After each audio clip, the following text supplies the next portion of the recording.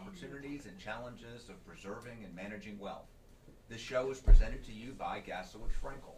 We are a law firm dedicated to resolving disputes involving your wealth, whether it be through your will, your trust, your business, or your investments. For news, pictures, and tips, go to our website at gaslowitzfrankel.com or follow us on Twitter at Estate Dispute. Our show's hashtag is Wealth Matters. Your hosts today are Craig Frankel and Adam Gaslowitz, and we're talking about family planning dynamics at the end of life. Now it's time to introduce our guests.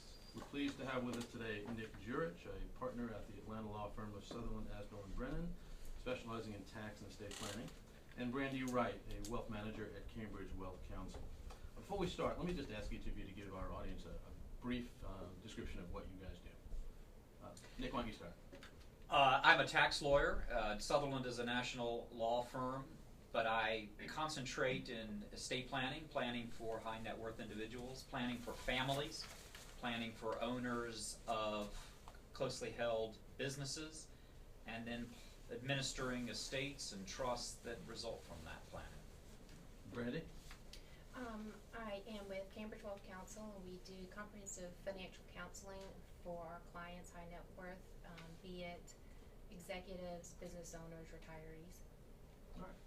Greg? So we're starting off today, and we've been doing a four-part series talking about how we as professionals can help our families talk about and deal with estate planning so it's smoother and easier for the entire family, including both the planner and, for lack of a better word, the plannees. And we talked about, 2 months ago, we talked about how one starts the planning process as you're beginning your careers. And last month we talked about, as you've now become more established in your careers and you have adult children and are starting to have grandchildren, how we can change our planning and our attitudes. This week we're talking about as we near the end of life, as our parents or we are aging and our children now are adults and our lives are largely set financially, or at least hopefully they are. How do we address the issues of both estate planning and how do we address the issues of decisions we're going to make as a family for how we're going to treat our families and our children and our parents and our grandparents as they age? So let's just start off, and Nick, I'll start with you. What are some of the things that we as families, both again from the planning perspective and from the family perspective, need to think about or talk about as we start to age? Well, you started by saying planning as a family, and that is would be a important way to do it, but it's often not done that way. It is often either not planning, but let's assume there is planning going on. And by the way, not planning is planning. It is. There are rules that will happen. We know what will happen if you don't plan. There is a plan for you, whether you plan for it or not. The other element, though, is planning done just by the planners, and to use your term, not involving the plannees at all.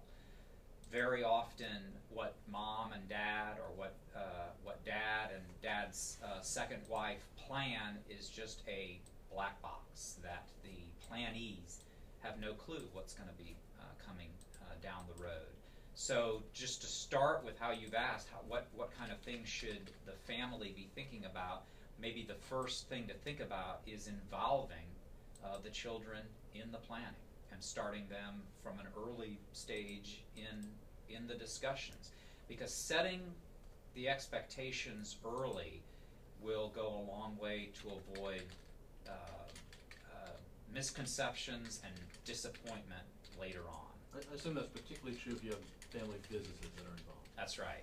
And very often you're going to have to address the plannees if there's a family business, because there's going to be simply no way for you to keep that wealth within the family unless there's someone that you've planned for to come behind you to take it over. The business is not going to be run by itself after you're dead. And I'm going to throw out two statistics that I look up these statistics. This is kind of a boring life I have. So 80% of all of our wealth in the United States comes from small businesses and family-owned businesses.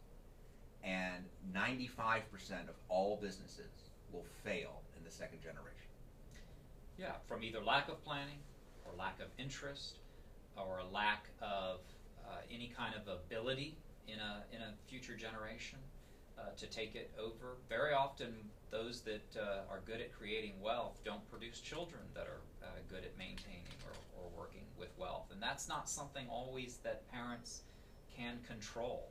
There's a lot of randomness in how your kids are or even turn out. recognize. So So Brandy, Brandy- Nick talked about that you got to, the first step is bring the family in. As somebody who's being a financial planner and advising families, how do you do that? I think that when you sit down with a family, the worst thing you can do is go in there with a mindset of what they need. You really have to know the family dynamic. You've got to spend some time with the nuances of everybody's personality. And if you know, dad may feel one way, mom may feel a separate way, and if you don't spend time getting to personally know what they want, not together, but even separately, you'll never get a plan to fruition. So I think the family dynamic is really the genesis of getting a good plan even together. I imagine that with regard to both of your practices, generally when you're meeting with the client, what we typically will call a client, it will be with that one generation, the person doing the planning. So the rest of the family isn't involved, at least in that initial meeting. Do you do anything, either of you, to either bring them in or to talk to that particular client about involving the rest of the family? Yes, I mean, definitely you start to ask the parents, friendly questions about their children and what was a holiday like together. Start feeling, getting a sense of how they all communicate together. Then you will know whether or not bringing that second generation in for a conversation and how best to approach that or offer that up as a suggestion. But it really, the getting to know your client is the single biggest step in this whole process to me. I heard a comedian on the radio yesterday that said that when you go on a first and second and third date, you're not meeting the person you're dating, you're meeting their representative. Exactly. And that they really aren't able to be truthful of who they really are. I find that to be true when you start talking about the relationships with your children. If you ask any parent about their child, the majority are going to say they're the greatest thing since sliced bread. So Nick, how do you get through that veneer that may be accurate, it may be inaccurate, but you just don't know? Very often you are clued in to potential disconnects between what the parent thinks their children either are or capable of, and what you suspect might be the case by just things that come out in those planning conversations. And very often you're led to be asking, do your children know this? When the parents have expressed some kind of assumption or what they believe their children probably expect. A client who I had who planned to leave most of her wealth to charity assumed her children would know that. She's been very charitably inclined throughout her lifetime. She assumed they would know that mom was going to leave everything to a series of charities and foundations. Do they know that? Because if they don't know that, it might be time to set a different expectation. So let me say on the radio right now, kids, all my money, what little it is going to charity. You're not getting a dime. Yeah, most people don't expect that of their parents. Most people expect an inheritance, and the problem is they often don't know what the estate looks like. Absolutely not. That probably one of the biggest source of tensions we have in estate administration is a discovery by the children, or very commonly one of the children, because there'll be one child that was very involved with mom and dad until the end, and then the others were not. Where did it all go? I saw 10 years ago a bank statement that had this amount on it. Where did it all go? There's often perfectly legitimate explanations for where it all went, but there is an immediate conflict, an immediate level of distrust that then that one child who was involved often will have to spend a long time dealing with, whereas the parents could have dealt with that. Sure, and if it's a second marriage, there's always an assumption that the second spouse did something with it, or her kids did something with it. Yes. And those discussions generally don't happen. Even if the kids are, as Craig had mentioned earlier, in their 50s and 60s, and the parents are in their 70s and 80s and 90s, there's still a general lack of understanding about what's actually involved in the estate and what's actually going to happen to that estate. Before you get to the money, Brandy, so what I'm hearing is, and I see this, Nick could be the screening lawyer for our office. Everyone thinks their parents have more money, and they don't understand why the controlling child or controlling third spouse spent it. But it seems to me that can't be the first thing you say. That, here's where the money is, and normally where the money went was to take care of the aging parent through the end of life. How do you talk about that? Where you're going, where do we want to spend our money, regardless of how much money we have?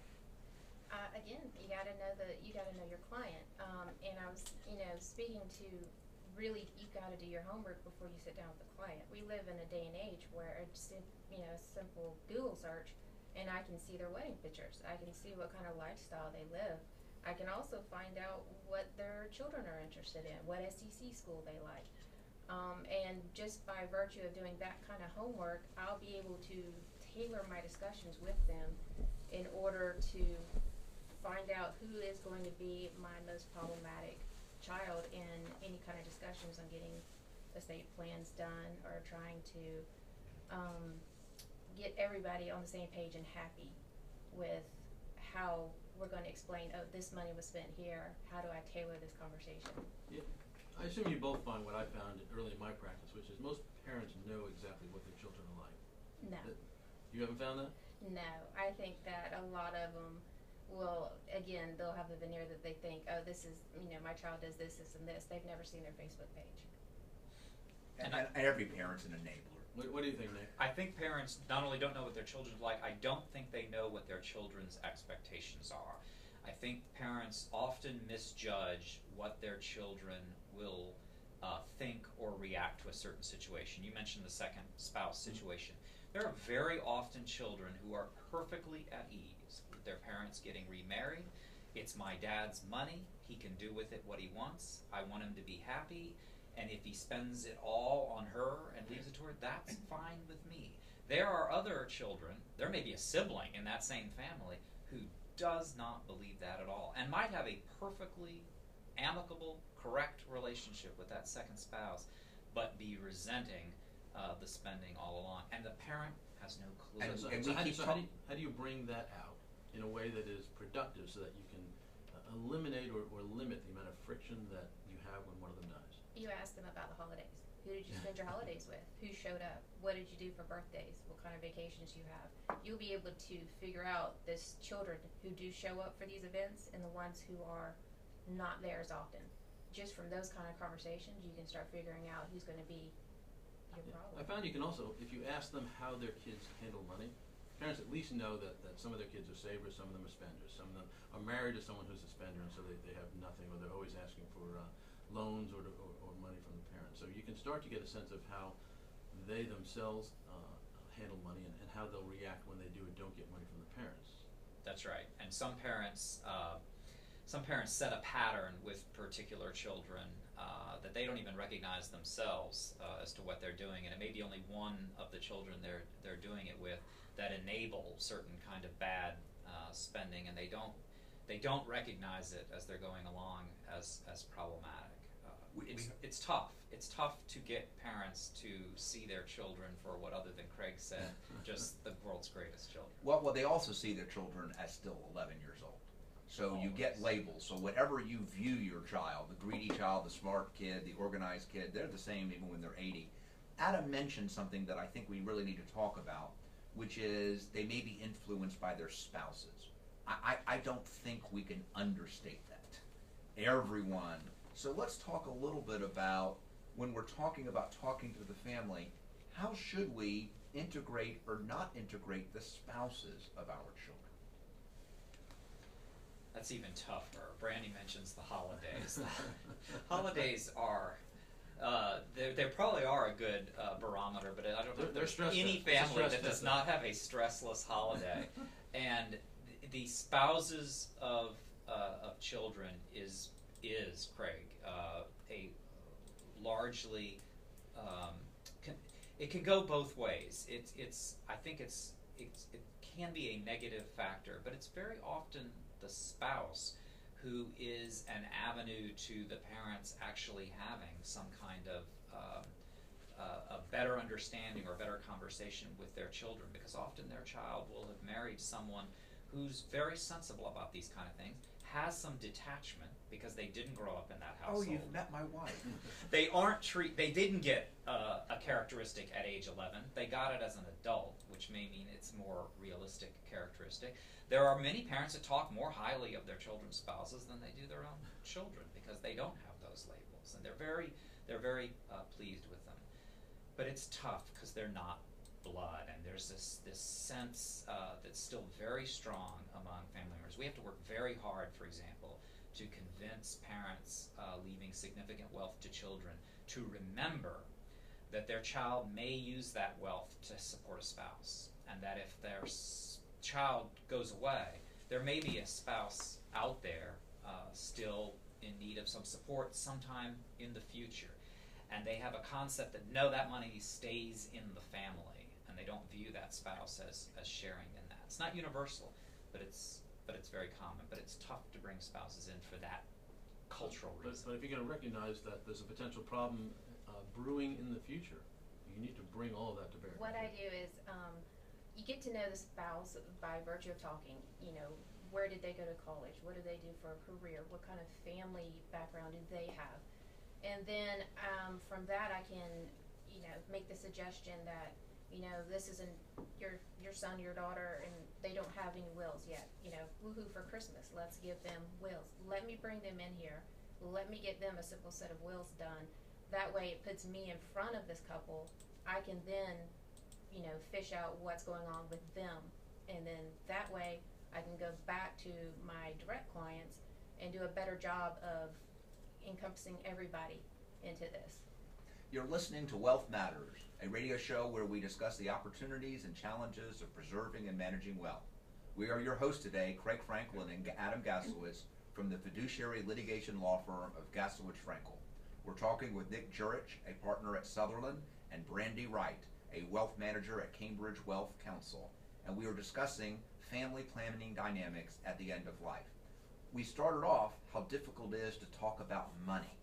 It seems to me that's easy in comparison to talking about how you want to treat your parent or your parent wants to be treated as they get older and more physically and mentally less capable. And it's sometimes it's dramatic, but normally it's a gradual change. How do you, and frankly should you, start bringing these topics up before they happen? Well, bringing them up before it happens is crucial, because almost always these decisions about how mom and dad should be treated, how they should be taken care of, are made in a crisis atmosphere, because there has been some incident that has triggered a need for someone to step in and take care of mom and dad. And that's unfortunate, both for the parent and for the children.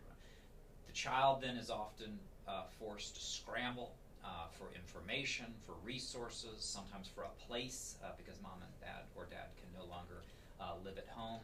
There is a lot of stress, there is confusion, there are bad decisions that are made, there is resentment to siblings who don't take part in those activities, either because they don't live around or because they just can't deal with it, like the so-called responsible child can. So the pre-planning of that kind of thing is important. And that's a tough one to bring up too, because most healthy people who are in older age feel as if they were just still out of college. They feel like their old self. They can't imagine having those things happen to them, and they really don't want to think about the possibility of needing to be taken care of. And so getting that conversation started can be tough. Is it generally the role of the attorney doing the estate planning, or the role of the financial manager, who's probably got more contact with the family on a regular basis? I believe it's going to be the wealth manager. The very first time I ever sit down with a potential client, even before they have signed a contract, I ask them the questions straight out the gate. Do you have an estate plan? When was it last done? I ask them the questions, are your parents still alive? How, if they aren't, how did they pass away? What age did they pass away? I ask those questions the first day. I also ask them, do you have siblings with children? Or do you think you're named as the guardian in their documents? And find out those kind of family, the web, who I need to be thinking about. I always ask them right out the gate as well, do we need to be making plans for caring for an elderly parent down the road? So I get all this kind of information just the first day. Do you ask about whether they have either long-term care insurance or some other funding vehicle to deal with care at the end of life? I do. I ask them about that, and then depending on yes or no, then the next question is, what kind of medical history have you had? What kind of medical history do your parents have? Because I want to know that kind of information before I even go down a trail where they may not even be able to qualify for long-term care or anything. So I do get a pretty, a great graph of the family in a family tree. Do you tend to talk to them about whether they've discussed these issues with their kids? Yes, I try to get a comfort level. Have you had a discussion? Do the kids know what kind of money do you have? Have you had 30,000 feet conversations with them on what to expect? What kind of car do they drive now? What kind of car did they get when they were 16? I try to get flesh these kind of questions out to see how they've done money with their children and what their children's expectations. Well, just what about, do they, have you discussed with your kids whether if something happens you want to be in a nursing home, or you want to be in assisted living, or you want, a caregiver coming to the home, or just how you want to deal with general issues? You're healthy now, but you're in your 70s, 80s, right. 90s, and you're not going to be. You ask them about their parents, how they treated their parents. If they've put their parents in a nursing home, where that's their comfort level. Then you find out if their parents are still doing well. Then you ask them, how would you treat your parents? And then you can find out from their perspective, and however they feel they're going to treat their parents, that's how they're going to want to be treated. Although parents often get treated differently, I see in my parents' generation a great reticence to talk about this. But I see what Nick pointed out is correct. A crisis comes up, and the child will make a decision that often the parents resent, but they never talk to them about it in advance. And I see this as a very difficult thing, and we all have an almost static view of nursing homes and assisted living that frankly are inaccurate. How do we talk to either our parents, or how do our parents talk to our children, or how do we as advisors talk to both to let them say that if you make these decisions or talk about it, the decisions will be, if not better, at least more accepted by everybody?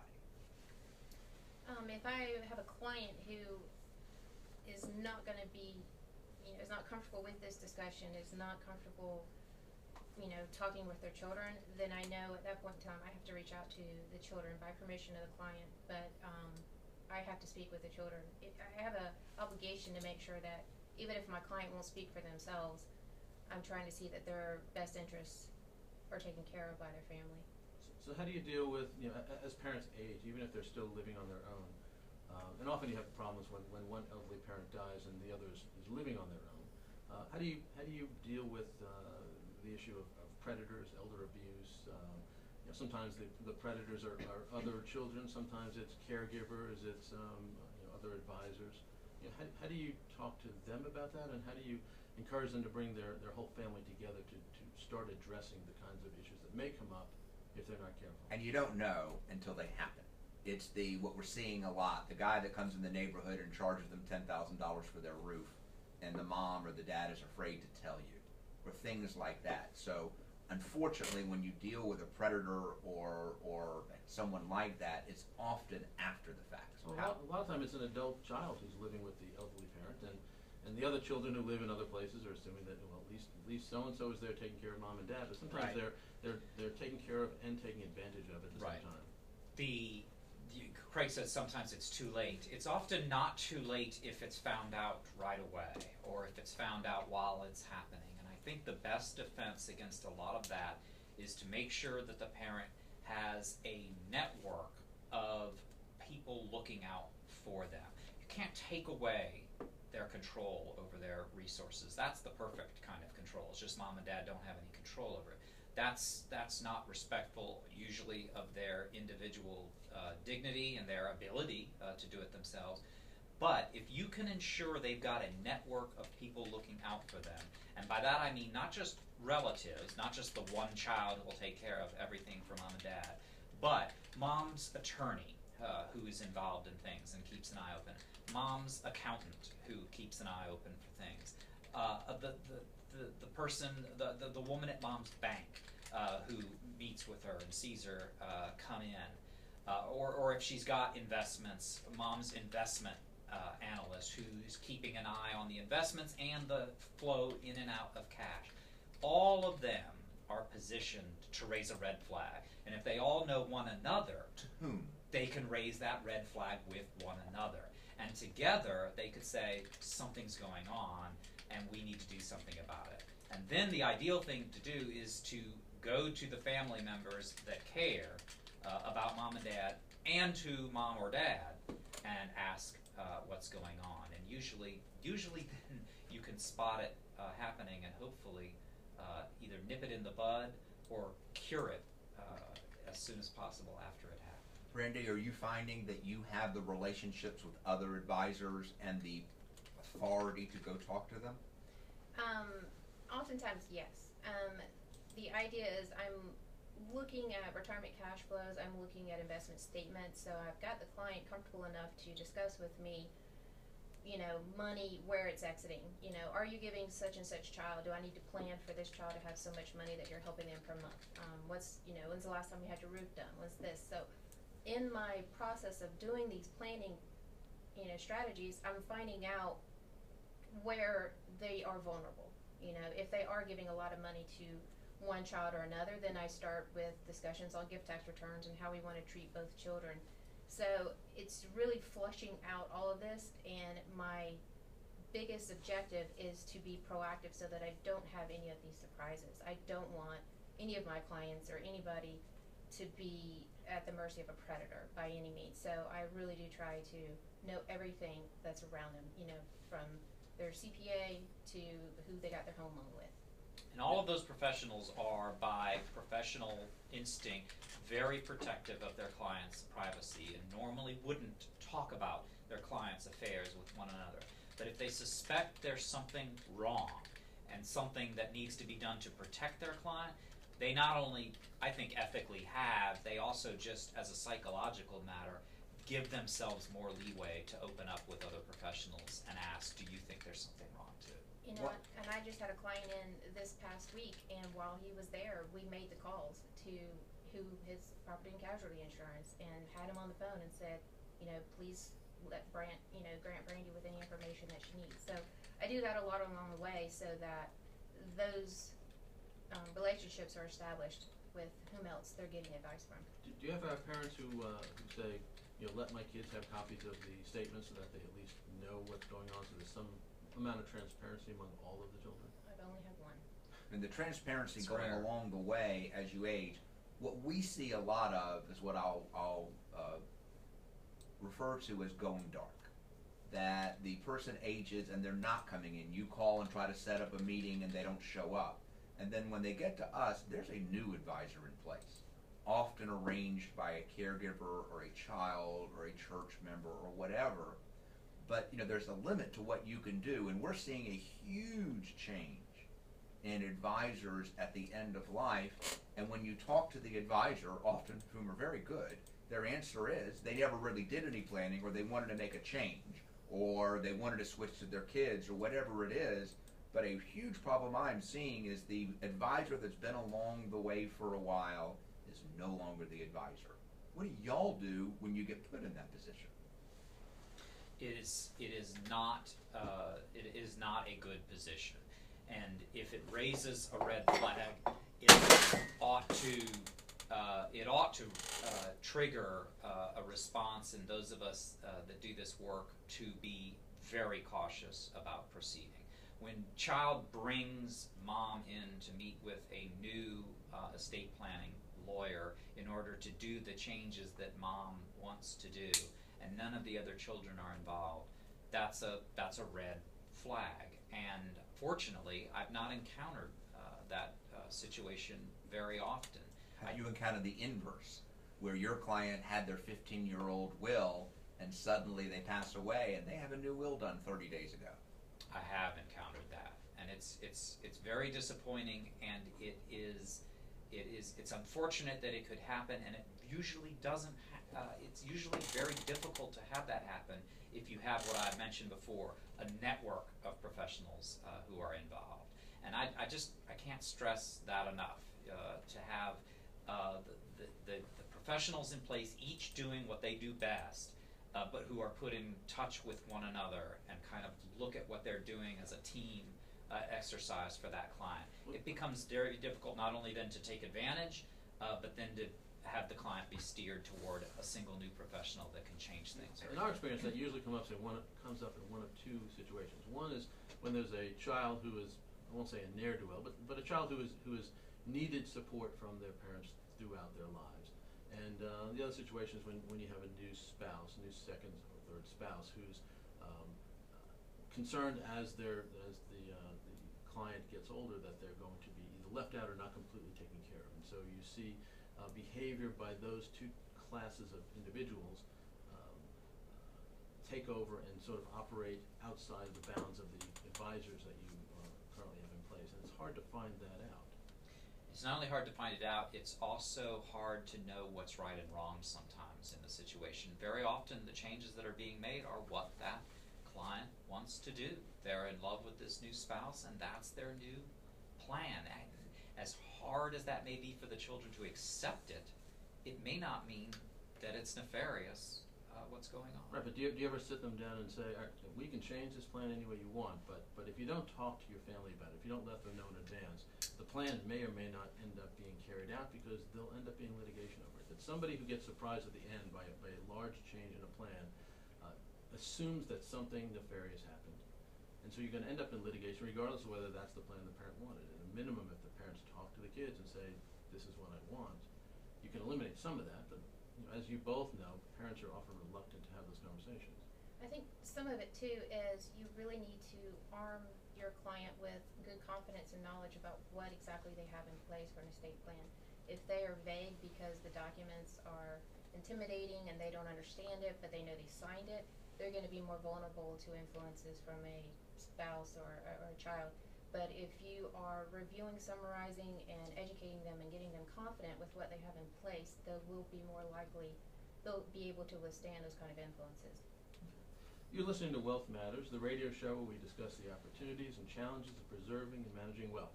We're your hosts, Adam Gaslowitz and Craig Frankel from the fiduciary litigation firm of Gaslowitz Frankel. We're talking today with Nick Jurich, a partner at Sutherland, Aswell & Brennan, and Brandy Wright, wealth manager at Cambridge Wealth Counsel. And we're discussing family planning dynamics for end-of-life issues. Let's pick up on your last comment. How many of your clients actually do understand their estate plan? That's every year we go over a summary. The documents themselves are large. I mean, I just looked at one that was 83 pages. Ugh.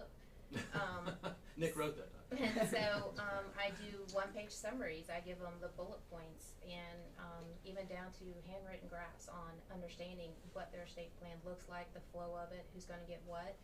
And then when they can arm themselves with that visual, when they're in front of their children or spouses who may have questions about what they've got in place, they're armed. They know how to speak for themselves. Do you ever have children of clients contact you and with concerns and maybe ask about what they can do to either convene a family meeting or engage in some sort of intervention to prevent what they see as some impending disaster, real or imagined? Yes, we've had children come to us because they needed the transparency. They didn't understand. They were fearful. And once you give them that transparency, call it together. I've gone to a cabin in the woods with families on retreats and had these kind of conversations. And we're glad you got back. and once these kids they understand that I too am looking out for them, not only their parents. At the end of the day, you want the entire family to be comfortable with this. So, what do you do, Nick, when the family comes to you, not the client per se, but the family? Well, the easiest thing to do is just to treat them all as all as your client, and as you know, that can be difficult, and it can create conflicts of interest. But it can work, and it can work then on a number of levels. One, you'll often, as a result, have a common set of expectations and understanding about what the family's overall goal is. If it's a closely held business, for example, it can be extremely valuable to have that kind of understanding, particularly if you've got some children who are involved in the business and some who aren't, but all of whom are involved in the planning. It will bring out elements where one child maybe is being treated differently than the others. One is borrowing a lot from mom or dad.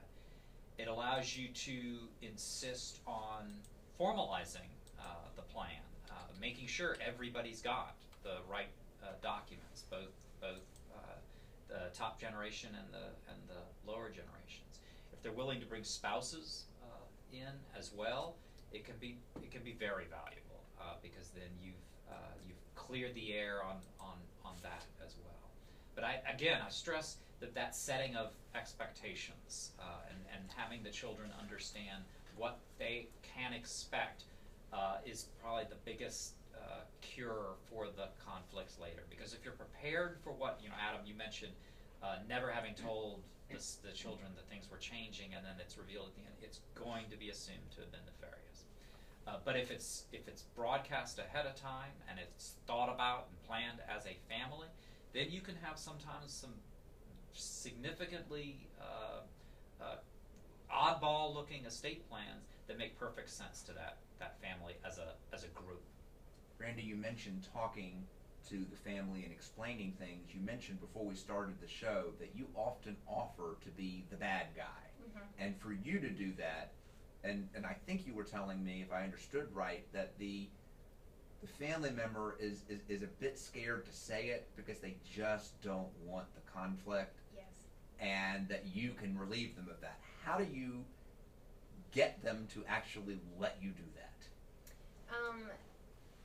Again, it's all about having spent a lot of conversations, comfort level, really encouraging them, let me take this off your plate. Let me get them educated, knowledgeable. Let me be the one who's going to tell them, you're not getting it right. You're going to get it like this. You're not going to be getting annual gifts like you're wanting. I need to take care of your parents first, make sure that their life is comfortable. We don't want to compromise their standard of living. And then I will take care of you. My ultimate goal is not just for the relationship to stop with that first generation. I do want the secondary generation. I still want to work with this family and this legacy. So when they understand that I'm going to be fair, I'm going to look out for them, and I'm also going to look out for you, they get comfortable with me. And the parents really, when I'm trying to tell them, let me take this off your plate, let me be the bad guy, and I have no problem with it. I can be as straightforward as I need to. Do you ever arrange, I know we've talked about this before, do you ever arrange family meetings where you've brought in not just the family, but other advisors, a family counselor, the accountant, Absolutely. the lawyer, the financial advisor? Absolutely. Often it will depend on the capacity of the family to afford that kind of level of sophistication. Although compared to the estate dispute they'll have later, it's probably not that expensive. Oh, right. And if only they knew that, or you could convince them of that early on. But absolutely. Families that meet regularly, maybe have an annual meeting. Brandy mentioned going over those documents, going over that plan every year. That's fantastic. And if it can be done in the context of a family meeting where everyone's gotten together, and to have fun as well, and then show as an example to even the youngest generation that this is what your family does, and this is how we discuss these things, and we are willing to discuss them, and we're not embarrassed to discuss them, but we come together and plan. That's a powerful legacy to provide to those generations as well. One family had a wonderful setup. Every year they brought the family together, brought the attorneys in, and they were there for the weekend. The experts came in and we had our discussion. We had dinner with everybody, and for one day, and then the family carried on for the rest of the weekend, and it was their annual family meeting. Nick, I hear what you're saying is let's try to do this, but I perceive for lawyers even in the wealthier families, a great reluctance to pay the lawyer to be the one to initiate this. Yes, I mean we're often the priciest of the advisors, and Adam, mentioned that it's cheaper now than it will be to pay the lawyers involved in the litigation, and that's very true. But we can be. But that's why, again, that team of professionals is important, because Brandy mentioned the time she spends talking, finding out about the family, asking about things. Can be expensive time when you're doing it with a lawyer. But there are other professionals you can do it with who can gather that information, and that is important to what they do, and that might be the best place to have those conversations. And maybe rely on the attorney for a different kind of advice, a real, maybe a higher level discussion of what those documents do, or some higher level suggestions for how to handle a particularly tricky situation, because we can do tricks with language or tricks with documents that'll solve a problem. Use each professional to solve the problem they're best at doing. Brandy can tell those parents and those kids, here's how much you've got, here are the dollars, here's your glide path through retirement, here's what you're going to be left with at the end. Tell those children, I've got to take care of your mom and dad. The lawyer can explain, here's how we've set up this particular trust that's going to take care of you. Here's a device we can put in there that'll give the children the option to take care of a spouse, but not if a situation is bad, or how they can treat one grandchild unequally than the other. That's what we can do. And then bring the accountant in to discuss the tax issues and the income tax planning that can be done. All those professionals are good at what they are best at, but together you can get amazing results. One of my big complaints about our medical system is I can't get all the various care providers to talk to each other because they're not being compensated, or they don't have the time, or I don't have the ability to bring them together. I'm kind of perceiving that in the planning as well. How do you get the information from the financial planner or the accountant or from the lawyer where they are talking, because that mechanism doesn't seem to exist a lot? Well, the client needs to authorize everyone to talk to each other. Right, and I take the initiative on that. Maybe they haven't thought about me connecting with their CPA or the attorney, but I definitely instigate and try to get all of those relationships. I want those professionals to be comfortable with me and to seek me out with any questions, or if they've got something they need the client to do and they won't execute on it, I want them to call me and let me help facilitate getting things completed. Of all the professionals, my favorite is the attorney. If I can have Ours too. if I can have a great relationship with the attorney, not only myself but the family, if the family can be very comfortable with the attorney, that's only going to make things better in the long run. And that goes for the children as well. If that's just 1 year, let me have the family in and bring the attorney in on a teleconference, just so the voice is there, the name is there, the recognition is there. That will help make it smoother down the road. One of my favorites is the accountant. They are in front of them mandatorily every year just to do the taxes. But they're really busy then. They're always busy. There's never a good time of the year to deal with the accountant, but they have pretty amazing insight at times into what's going on, and can see things and have great suggestions often for how the family can make an adjustment and come out better. But to second what Brandy says, working as a team is great. Often you'll need someone to quarterback it among the various advisors, and Brandy's often in a great position to do that. But sometimes it's the estate attorney, sometimes it's the client himself or herself, because they're into it and they're really good at it, and they are the ones who are getting all their advisors to work together. Or if it's in a context of a family business, they've got someone at their business who's really good at doing that for the family, serving as that quarterback. But yes, they need to all be authorized to talk together, but when they do, you'll get much better results. Well, I was going to ask each of you, because we're really nearing the end of the show, what your kind of last advice is. Nick, I think you just answered the question. Brandy, what's your last advice? You got a one-time shot to tell everybody your brilliance and how they're going to solve all their problems, and you can do it in 10 seconds. I would say don't make any assumptions. Be very open-minded, listen to your client. Don't go in there with a game plan already in place. You need to know what they want and what they need, and if you're not listening, they're gonna they're not gonna benefit in the long term, and they're gonna end up having to do it again. All right, well, let's wrap up now. I just want to give each of you a chance to provide our audience your contact information, your website, your whatever social media, hashtag, et cetera, that you have for our listeners, that they can get to know you and more about your company. Well, you can go to sutherland.com, and there you'll find more information about our tax group and our tax practice, our estate planning practice, and most importantly, you can look at the bios of the professionals here in Atlanta and in other cities that do this kind of work and find out more about us. Brandy? You can find out more about myself and my firm at cambridgewealthcounsel.com. You can also email me at brandy, BRANDY, at cwcounsel.com. As we're wrapping our show up, I want to thank everyone for listening to Wealth Matters, where we discuss the opportunities and challenges of preserving and managing wealth. Today we've talked about family planning dynamics at the end of life. For more information about the show or about the people that were here today, please go to Gaslowitzfrankel.com, and remember to follow us on Twitter at Estate Dispute and use our show's hashtag Wealth Matters. Our guests today were Nick Jurich, a partner at Sutherland, and Brandy Wright, a wealth manager at Cambridge Wealth Counsel. Next week we're going to finish this 4-part series and talk about family dynamics after the patriarch or matriarch has died and how one kind of proceeds. Please join us every 4th Wednesday of the month at 8:30 a.m. here at Wealth Matters on Business Radio X.